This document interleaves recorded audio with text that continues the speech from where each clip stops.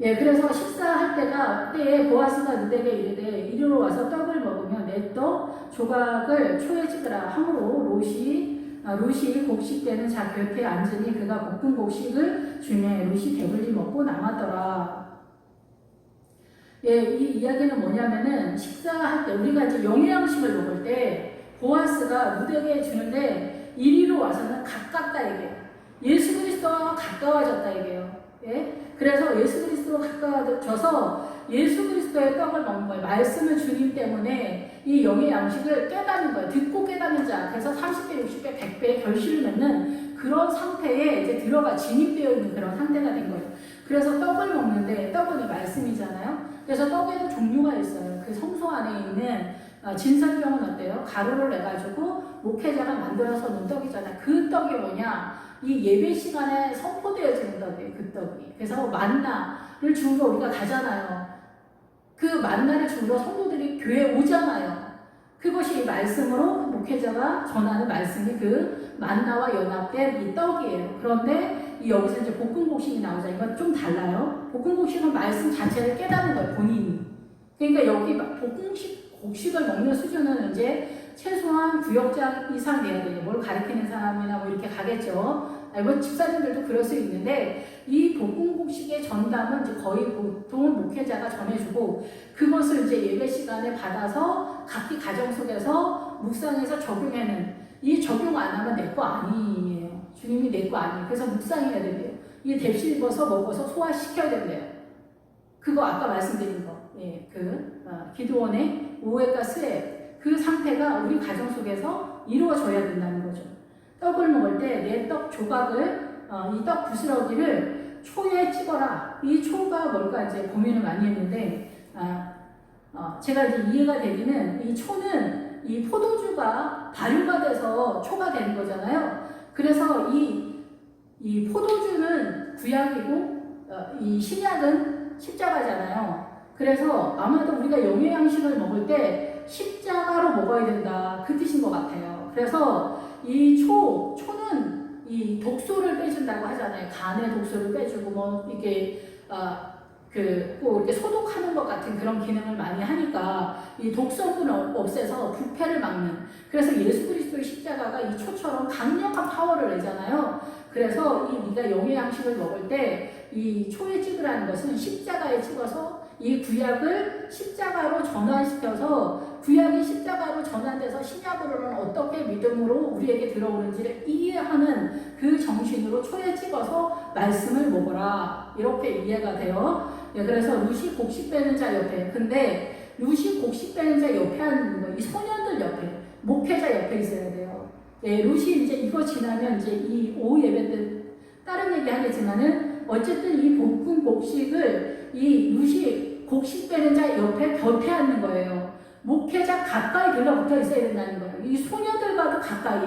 예루살렘 딸들한테도 들러붙어 있어야 되지만은 목회자를 따라야 된다는 거예요. 목회자를 따라서 정상적인 생명의 말씀을 전하는 목회자 가까이에서 그럼 목사님한테 맨날 찾아가라는 얘기인가? 그게 아니겠죠. 목사님 입에서 떨어지는 그 말씀을 주워 먹으면서 묵상하면서 계속 소화시키라는 얘기죠. 그리고 우리 가정 속에서 적용시키라는 거죠. 이걸 누가 할까요? 엄마가 한다는 거예요. 그래서 이 사라가 통치자다, 왕비다 이런 뜻이에요. 아브라함은 고귀한 아버지, 아브라함일 때 고귀한 아버지, 아브라함일 때는 많은 무리의 아버지, 그냥 아버지인 거예요. 아시겠어? 그래서 이 통치자라는 거는 이 사단의 문화권에서 행포를 부리는 아버지의 권위나 이런 게 아니라 아까 말씀드린 것처럼 예수님의 십자가로 이 가족을 믿음으로 세우는 사명으로서의 통치자라는 거예요.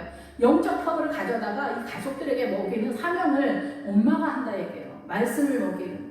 이 믿음의 가족을 유산 상속시키고 세우는 어린 양의 성전 세우는 거를 가정 속에서 엄마가 한다는 거예요.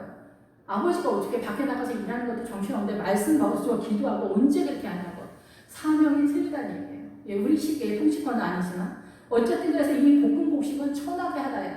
그래서 이렇게 세우려면 엄마가 어때요? 천한 사람처럼 수줍드는 사람처럼 하녀처럼 움직일 수밖에 없어요. 종처럼. 그래서 이게 주의 종이다 이렇게 표현하는 거잖아. 섬기는 거를 하는 거잖아. 영적인 말씀으로 세우잖아. 그래서 예수님도 이 우리의 발을 씻겨주자 섬기는 자로 왔다는 거예요. 그래서 목회자가 설거지하고 뭐 하고 이렇게 얘기하는 게 할 수 있으면 다 해야 되면 해야 되지. 그래서 중요한 건 뭐예요? 영적인 말씀을 기도로 섬겨주고 말씀으로 섬겨주고 이 하나님의 나라에서 생수를 끌어다가 이 사람들에게 나눠주는 이거를 때를 따라 양식을 나눠주는 자가 누구예요? 목회자잖아요. 하나님의 나라에서 그 생수를 끌어다가 어떻게 해요? 성도들한테 나눠주는 거를 예배 시간에 그거 하는 거예요. 예배 시간에 말씀을 통해서 떡을 만들어서 진설병을 만들어서 성도들한테 나눠주는 거예요. 성도들은 만나를 얻으려고 교회 왔잖아요. 예배 시간에 왔잖아요. 그래서 이거를 나눠주는 그런 상태다라는 거죠. 그래서 이 볶음곡식은 눈에 보이지 않지만은 이 생명을 위해서 섬기는 자로 움직인다는 거예요. 그래서 볶으니까 어때요? 죽을 지경인 거죠. 내 몸에 불이 붙은 것 같다 얘기해요. 내 몸에 불이 붙은 것 같다. 이게 너무 힘들다 얘기해요. 그래서 이 볶은 곡식은 어디에서 나타나요? 요단강을 지나서 가나안에 했을 때 그 가나안에서 나는 음식을 먹었다 얘기잖아. 볶은 곡식. 이 볶은 곡식은 요단강을 건너가야만 내가 감당할 수 있는 이 수준의 이 영의 양식이라는 거예요. 그러니까 이 말씀을 창세기서부터 계시록까지 기본기서부터 최고급에 이르는 그런 상태에서 예루살렘을 사랑하는 자가 복이 있다는 얘기가 뭐냐면 이 말씀을 그래서 깨닫기를 그렇게 간절히 원하는 거예요. 말씀을 깨닫기를. 그래서 말씀을 언제 깨달아요? 기도하면서 주님의 영이 있어야 주님의 은혜가 있어야 깨달을 거 아니에요. 하나님의 나라니까 이게. 그러니까 어떻게 해요? 기도도 하면서 계속 거기에 연연해 하는 그런 상태가 돼야 알 거 아니에요. 그러니까 저도 항상 이 머리가 복잡하거든요. 여우수라 끝나고 나서 아주 죽을 것 같더라고요. 이 머리가 복잡했던 거에서 해방이 되는 것 같더라고요. 예, 그래서 우리가 하나님의 말씀을 이렇게 하는 게 이렇게 쉽진 않아요. 그러니까 늘 고민하고 고민한다고 또 다 되는 건 아니지만은 어쨌든 주님 이 뜻이 무엇입니까? 이 뜻이 무엇입니까? 내가 이 뜻을 하나 알아서도 그것이 정사각형으로 완벽한 건 아니에요. 나한테는 완벽한데 다른 사람한테 또 적용이 안 되거나 또 이것이 다른 거에서 또 다른 각도로 보여요. 그러니까 말씀을 저도 하나 했을 때 이게 전문인 줄 알았는데 조금 지나가면서 보면은 이 말씀이 각 각도에 따라서 틀리고 입장마다 틀리고 그때마다 어떻게 이거를 적용시켜서 할 거다. 이게 어떤 이렇게 조물조물해서 만드는 것이 있다면 이것에서 이렇게 기본기에서 정석에서 이렇게 약간씩 변형시켜서 하나님의 뜻에 맞춰서 전달하거나 적용하거나 소화하거나 이런 것들이 나타나야 되는 그런 상황이다라는 거죠. 예, 그래서 반드시 목회자와 성도는 연합된 상태가 돼요. 부부도 연합이 안 되면은 말씀 안에서 그리스도 안에서 연합이 안 됐으면은 바울이 그러잖아요. 에베소서에서 내가 부부 얘기하는 거 아니다. 교회와 이 그리스도를 얘기하는 거예요. 부부의 연합의 내용을 말씀으로 알지 못하면은 예수 그리스도와 내가 어떻게 연합이 되겠어? 연합의 내용을 모르는데 연합의 지식을 알지 못하는데 어떻게 예수 그리스도와 연합이 되겠어? 안 된다는 거예요. 이 목회자와 성도가 연합하는 그 원리를 말씀에서 모르는데 뭔 연합을 알겠어? 그러니까 힘들고 어려운 거 그리고 막 원망이 되고 야속하고 섭섭한 것들도 우리가 교회 공동체에서 많이 나타날 수 있죠. 목회자들이 이제 섭섭한 걸 더 많이 느낄 수가 있어요. 자기는 막 생명다에 섬긴다고 섬기는데 성도님들은 이제 나 부족한 것만 자꾸 트집을 잡는 것 같으니까 이런 거 하나 못 봐주나 이런 생각이 들 수 있고 성도들은 우리 목사님 어쩜 저렇게 덜 떨어졌을까 이렇게 생각할 수 있는데 이런저런 모든 것들 속에서 연합이 되어져 가는 그런 상태가 돼야 되는 거죠. 이게 어려워요. 고부간의 갈등이 해소되어지는 시어머니랑 며느리가 연합이 되는 그 원리를 알아야 되는 거하고 똑같은 거죠. 이게 다 똑같아요. 일본하고 한국이 연합되어지는 그런 상태인 거예요. 뛰어나가서 일본은 하고 어떻게 합시다, 한국은 어떻게 합시다 이게 아니라 내 안에서 그것을 바라보는 이해도가 그래야 된다 이거예요. 예. 그래서 볶은 곡식을 주네. 예. 룻이 배불리 먹고 남았더라. 그래서 이 볶은 곡식은 누가 주냐면 보아스가 주는 거예요. 예수님이 주는 거예요. 이거를 감당해 나갈 때 이 말씀이 이제 문자적으로가 아니라 창세기부터 계시록까지 말씀을 완전하게 깨달아져 가면서 그것을 적용시키는데 나의 체감은 뭐냐? 나의 체감은 죽을 지경이다. 몸에 불이 붙었다. 몸에 불이 붙으면 어때요? 죽을 지경이죠. 고린도전서 3장에 나오는 불이 지나가는 이 고난이 지나가고 나면 내가 정금같이 나오리라. 이 고난, 볶은 곡식 내 몸에 불이 붙은 것 같은 그런 상황이 되었을 때에야 이것을 통과해야만 비로소 정금, 바로 예수 그리스도로 나오는 거예요. 금은 예수 그리스도를 상징하고 있거든요. 그래서 예수 그리스도로 나간다, 예수 그리스도로 옷 입는다, 이런 것들이 이런 일련의 가정 속에서 나타나는 현상이다. 그러니까 힘들고 어려울 때 버티기를 좀 잘 하셔야 돼요. 네. 그래서 이 룻이 배불리 먹고 남았더라. 이게 남았더라. 그래서 배불리는 만족했더라. 그래서 우리가 아무리 힘들고 어려워도 말씀의 맛을 알아서 깨달아져 가면은 주님 정말 저한테 왜 이러세요? 정말 막 이렇게 하다가도 주님이 깨닫게 하면 난 진짜 멍청해. 진짜 막 이렇게 하면서 가잖아요. 그래서 그 어느 날인가 너를 학대하지 마라. 주님이 그러시더라고요. 너를 학대하지 마라. 너도 사랑해야 할 어떤 사람이다. 이렇게 또 말씀하시더라고요. 예, 그러면서 우리가 또 하루하루 가는 것 같아요. 나의 못남에 우리 지치잖아요. 내 자신의 못남에 지칠 때가 많잖아요. 죽어야 돼 막 이러면서 또 그런 날들 속에서 우리가 또 가지만은 예, 그래서 룻이 이삭을 주우러 일어날 때 일어나다라는 것은 이삭을 주우러 일어날 때요 말 그대로 뭐 앉았다 일어난다는 그런 얘기가 아니라 마음을 이렇게 세운다는 거예요. 이 말씀을 깨달아서 일어나고 이 믿음의 그 행보를 계속 나간다는 건 굉장히 어렵잖아요. 그래서 내가 죽는 것 같은 경험을 여러 번 하게 되잖아요. 그럴 때 다시금 일어난다는 얘기죠. 일어나서 보아스가 자기 소년들에게 명령하여 이르되 그에게 곡식단 사이에서 죽게 하고 책망하지 말며 또 그를 위하여 곡식 다발에서 조금씩 뽑아버려서 그에게 죽게 하고 꾸짖지 말라 하니라.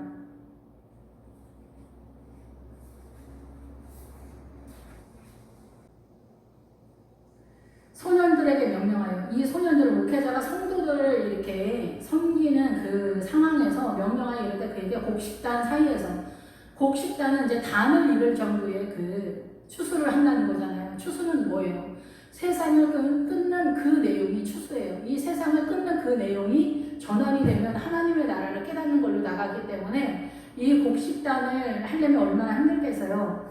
그래서 이 세상을 버리는 작업이 어렵다 이거예요. 내가 목회자가 됐으면은 뭐 세상을 다 버리고 여기 서 있는 게 아니에요. 이 정신은 세상의 이 문화권에서 그대로 가고 있기 때문에 이 사고 속에 하나님의 말씀으로 이게 체질화돼야 되거든요. 그것이 인생이 다 걸린다는 거예요. 그래서 아브라함이 100년 걸려서 이삭을 출생할 수 있는 믿음의 아들을 출생할 수 있는 수준이 되는데 100년 걸렸다는 얘기거든요.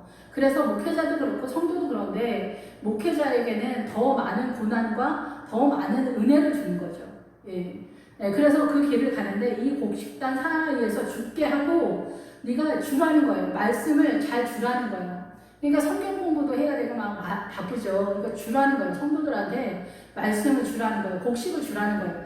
예배뿐만이 아니라 이 말씀 자체의 그 뜻을 정확하게 주라는 거예요. 그러니까 예배만 해서 주제 설교해서 아주 소화가 잘 되게 해서 주일날 대예배 때만 미음을 끓여서만 이렇게 주면 아무도 이거 먹고 뭐 이렇게 소화 못 시킬 자가 없잖아요. 미움 같은 그 설교를 보통 대예배 때, 주일 대예배 때 목사님들이 한단 말이에요. 그런데 이게 위장이 튼튼한 청년들 같은 사람은 미움 먹으면 북한이 못 살아서 미움 같은 죽을 준다잖아요. 이 군사들한테. 그러면 북한의 군 생활한 그 탈북자들 그잖아요. 먹고 일어서면 배고프다는 거예요. 그러면은 예배 드리는 자 중에서 고급한 사람 어때요? 먹고 일어나면 배가 고픈 거예요.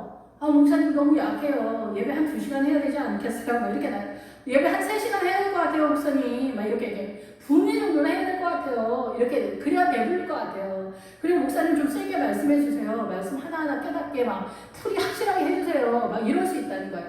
그래서 말씀을 이렇게 먹어서 곡식을 먹어라. 그럼 막 현미를 아예 볶아서 아예 그냥 먹어버리면 소화가 엄청 천천히 될 거 아니에요? 이 속 안에서 양식에 대해서 막 그런 식으로 막 요구하는 그런 상황인 거예요. 그래서 이 곡식단 사이에서 죽게 하라. 네가 주라는 거예요. 목회자한테 주라는 거, 소년에게 줘라. 목회자가 이제 주라는 그렇게 주술 수 있도록 줘라. 그리고 아예 다발을 줘라. 다발.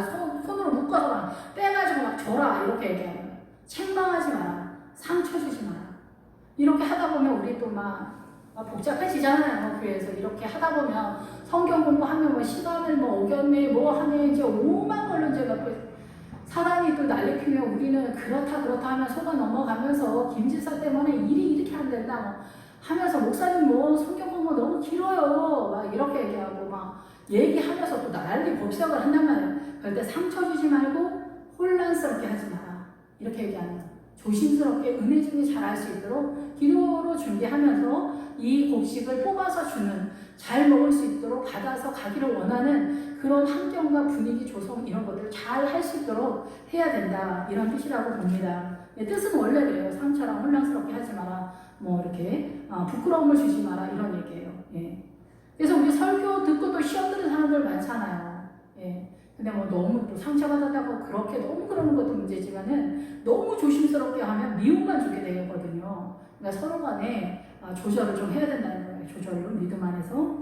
또 그를 위하여 곡식 다발에서 조금씩 뽑아 버려서 이 뽑아는 그 전리품을 약탈하다는 뜻이에요. 그래서 이게 그 전리품이 전쟁에서 그 상대 적군에게서 가져오는 것이 전리품이잖아요. 그래서 사단의 그런 것들을 깨달아서 하나님의 나라를 세우는 거는 사단의 이 거짓된 이 문화 전통 속에서 우리를 어떻게 속이는지를 깨달아 가야 돼요. 그래서 늘 흔히 제가 이제 예를 들어서 항상 말씀을 드리는 게 선악과를 따먹으면서 남편과 아내가 마주보고 서로 협력하여 연합해서 하나님의 나라를 이루는 구조였는데 선악과가 들어오면서 남편은 왕이 되고 아내는 종이 되면서 틀어진 관계가 됐다. 이런 것들이 사단의 문화고 이런 거를 깨달아가는 것이 전리품을 뺏어갔다. 이 곡식더미를 가져왔다. 이런 뜻이에요. 그럼 십자가가 왔으니까 제 문제를 해결했으니까 최소한 서로 협력하고 인격을 허락하는 단계가 되는 거고 남자들은 왕권이 자유인 게 아니에요. 이거는 사단한테 속아서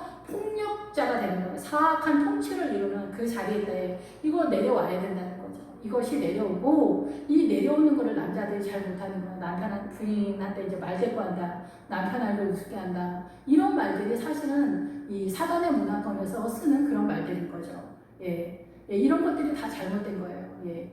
남편들이 바람났는데 아내가 못해서 바람을 피우는 거다. 이런 게 다 사단의 유혹이면서 이 상처받은 아내의 상처에 소금을 뿌려가지고 막 문질러주는 그런 상태예요. 그래서 너는 더 죽고 더 남편한테 바람 피우는 신랑한테 더 잘해. 그러면 남편이 돌아올 수도 있어. 이렇게 하는 거예요. 근데 이 말이 맞을까요? 수천 년 동안 남편은 바람 피웠는데 아내한테 돌아왔다 막 이러잖아요. 왜 돌아왔을까요? 아내가 너무 잘해서 돌아왔을까요? 할머니들이 너무 뭐 바람 피운 신랑한테 내가 잘못해서 바람났으니까 잘못했어. 날마다 내가 발 닦아줄게. 그래서 돌아왔을까요? 그래서 돌아온 게 아니에요. 바람 피우다 이제 자기가 그 여자가 싫어진 거예요. 그리고 그 여자가 나를 찾거나 내가 병들었는데 그 여자 나 싫다고 하거나 결국은 욕심으로 본처한테 들어온 거예요. 본처만이 자기를 그래도 받아줄 것 같으니까 어디 뭐 누울 구석에 있어야 눕거나 뭐 다리를 뻗을 만한 공간이 있어야 다리 뻗다 그랬잖아요. 마누라가 그런 거예요. 본처가 조광신처가 그런 것 같아서 다 늙은 할아버지가 평생 바람 피우다가 마누라를 못 잊어서 마누라가 조광신처가 최고에서 돌아오는 게 아니에요, 여러분. 속는 거라니까요. 예, 그러니까 뭐 잘해주지 말라는 얘기가 아니에요. 일어나라. 마음이 일어난다. 여기서 이게 룻이 이삭을 주러 일어난다. 이게 남편이 바람 피워도 사실은 아무것도 아니에요. 믿음 안에서. 바로 가다가 넘어진 거죠. 예, 근데 믿음 안에서 이게 이렇게 서야 돼요. 이것 때문에 네가 만신창이가 되지 말라는 거예요. 하나님은 남편 때문에 남편이 죽어라 그게 아니라 이렇게 가다가 실수를 했으니까 일어나야 되죠. 이 사람도 이 남편도. 근데 아내도 여기 공격당해서 네가 만신창이가 돼서 슬퍼하고 탄식하지 말고 일어나라. 이삭을 주우러 일하는 게 이 마음을 일어나는 거예요. 이것이 어떤 모양인데 남편들도 직장 다니면서 사표를 진짜 써야 돼. 이 직장 때려쳐야 돼. 부장님 꼴보기 싫어. 여직원들도 막 그러지만은 하여튼 그렇게 됐을 때 사표 딱 쓰는 게 용감한 게 아니에요. 우리는 막 자존심 세우면서 여기 아니면 내 직장이었어? 그래서 내 진짜 택시 운전을 하더라도 사표 낸다 오늘 이렇게 사표 쓰면 용감한 게 아니에요. 덜 떨어지면 다 속는 거예요. 이렇게 속는 거. 이게 사단이 격동시켜서 사표 쓰게 해서 집안이 그러면 이제 돈 못 벌고 그러면 풍지박산이 나는 거죠. 이제 또 전쟁 나고 막 애들 비참하시고 이제 애기들 뭐 용돈도 못 주고 막 그렇게 되면 이제 애기들이 이제 거지같이 막 그렇게 되면 이제 엄마 아빠 미워하고 또 막 여기서 전쟁 나고 이러면 아수라장이 되는 거죠. 이런 것들을 사단이 노리는 거예요. 예. 아버지의 자존심 하나가 이렇게 집안이 초토화가 되는 그런 상태가 되는 거죠. 엄마들도 마찬가지예요. 예, 남편이 바람피웠으면 내가 못해서 내가 남편을 잘 섬기지 못해서 남편이 뭐 바람이었다. 그거는 사단의 속임수고 그렇게 생각하면 안 되고 내가 다 사단한테 넘어가지 않는다. 내가 그래도 마음을 일으켜서 이거 남편이 실수한 거니까 실수를 용납해 주라는 게 아니고 사단을 끌어오는 세력이 됐어요. 남편이 바람피우는 거 이거 간단한 게 아니에요. 남편이 바람핀 거는 어둠의 세력, 음란한 세력을 끌고 오기 때문에 이 아버지가 음란한 세력을 갖고 있으면 이 집안에 이게 전이가 돼요. 그래서 같이 나누게 된단 말이에요. 그래서 이 세력은 아내한테 전이 되는 건 아닌데 이 자녀들한테 이게 전이가 돼서 아주 곤란한 상황이 되는 거예요. 엄청난 사건이에요. 그래서 엄마들이 이것을 캐치를 하고 이 어둠을 음란한 영을 결박하면서 이 자녀들이 바람 피우면 여러분 좋을 것 같아요. 그렇지 않아요? 그 여자랑 헤어져야지 또 뭐 이렇게 저렇게 해야지 유산까지 재혼하고 또 유산까지 뭐 하지 자식들이랑 돈이랑 연결되면서 난리 법석이거든요. 이런 모든 것들에 대해서 이 엄마가 정신을 차려야지 남편 바람 피웠다고 해서 뭐 그럴 수가 없는 거죠. 믿음 안에 들어오면은 예, 쉽지 않아요. 저는 지금 제 얘기하는 게 아니라 하나님의 나라를 얘기하니까 저도 여기에 맞춰야 되고 우리 모두 다 그래야 돼요.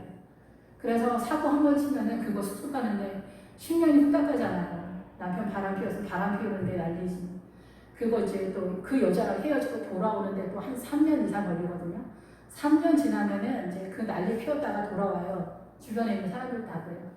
그 돌아올 때가 지처가 좋아서 오는 게 아니에요. 이제 여기 약발이 다 떨어져서 돌아오는 거예요. 그러니까 돌아왔을 때 또 회복해야지. 그 꼴보기 싫은가 봐줘야지. 주님 앞에 해서 기도하면서 회복해 가야지. 자녀들 상처들도 또 해줘야지. 10년 안 나요.